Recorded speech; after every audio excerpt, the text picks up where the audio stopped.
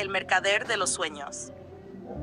En un pequeño y polvoriento pueblo, donde las casas parecían marchitarse bajo el sol inclemente, llegó una figura misteriosa con una carreta de oro reluciente, tirada por caballos tan negros que absorbían la luz del día. El hombre, de rostro tan liso y sin arrugas que parecía haber burlado el tiempo, se hacía llamar el mercader de los sueños. Nadie sabía de dónde venía ni a dónde iba, pero en su carreta llevaba las más exóticas maravillas jamás vistas. Relojes que podían detener el tiempo, diamantes que susurraban secretos olvidados y espejos que mostraban los deseos más ocultos de quienes se reflejaban en ellos. Su oferta era sencilla: por un precio justo, concedería cualquier sueño que un mortal deseara. Pero había un error. El sueño no debía ser mayor al propio valor del comprador, pues el precio se pagaría con algo más valioso que el oro. Cuando Mateo, un humilde campesino que nunca había visto más riqueza que un puñado de monedas de cobre, escuchó de aquel mercader, no pudo resistir la tentación. Sabía que su vida era pobre, siempre luchando por cosechas escasas, siempre rogando a un cielo vacío de misericordia. Decidió vender lo único que poseía, su nombre. Firmó con la pluma que el mercader le ofreció y pidió un simple deseo: una cosecha interminable de maíz dorado, tan abundante que nunca más sufriría hambre. El mercader sonrió y con un chasquido, los campos de Mateo se llenaron de espigas tan grandes como los árboles. Los vecinos lo envidiaban y en cuestión de días, Mateo se había convertido en el hombre más próspero de la región. Pero un día, al intentar presentarse ante un noble que venía a comprar su cosecha, descubrió que no podía recordar su propio nombre. Cada vez que intentaba decirlo, solo salía un vacío en su mente, un abismo donde antes estaba su identidad. Perdido y confuso, Mateo regresó al mercader. Le rogó que le devolviera su nombre, pero el hombre solo le ofreció una solución: cambiar su cosecha infinita por otro deseo. Desesperado, aceptó, y esta vez pidió un palacio lleno de oro, con cofres de joyas que brillasen como el sol. Y así el palacio se erigió en una noche, deslumbrante bajo las estrellas, con techos adornados de piedras preciosas y pisos de mármol que resonaban con cada paso. Pero al día siguiente, cuando Mateo intentó entrar al palacio, descubrió que las puertas estaban cerradas para él.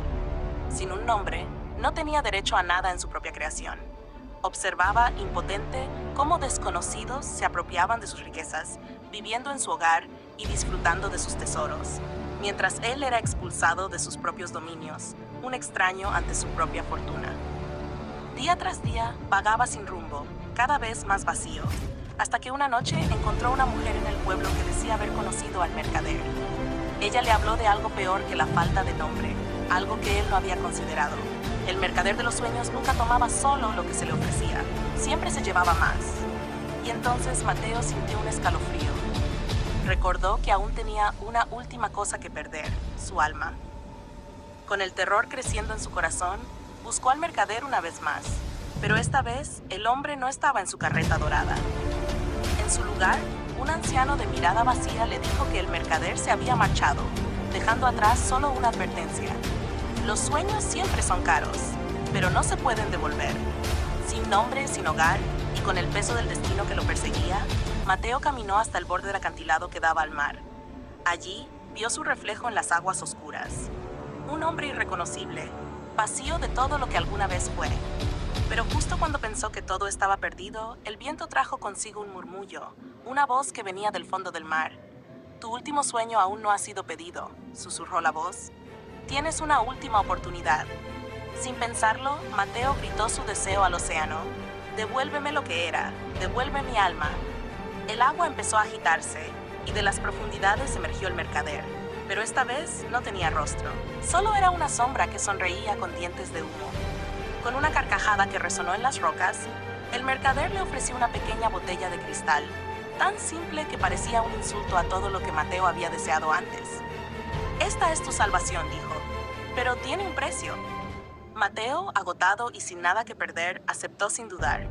Tomó la botella y al abrirla, sintió una ráfaga de viento que lo envolvió. Su cuerpo comenzó a cambiar, su mente a nublarse, y pronto se dio cuenta de la verdad. Su último sueño no era una solución, sino una transformación. El mercader de los sueños desapareció, pero en su lugar, una nueva carreta de oro reluciente con caballos negros, apareció a lo lejos, conducida por una figura con rostro liso, sin arrugas. Mateo se había convertido en el nuevo mercader de los sueños, condenado a recorrer eternamente, concediendo deseos y recogiendo los precios ocultos de los sueños de otros. Y así, la historia comenzó de nuevo, pero esta vez con otro nombre grabado en el aire, sin que nadie lo recordara: Mateo, el mercader de los sueños.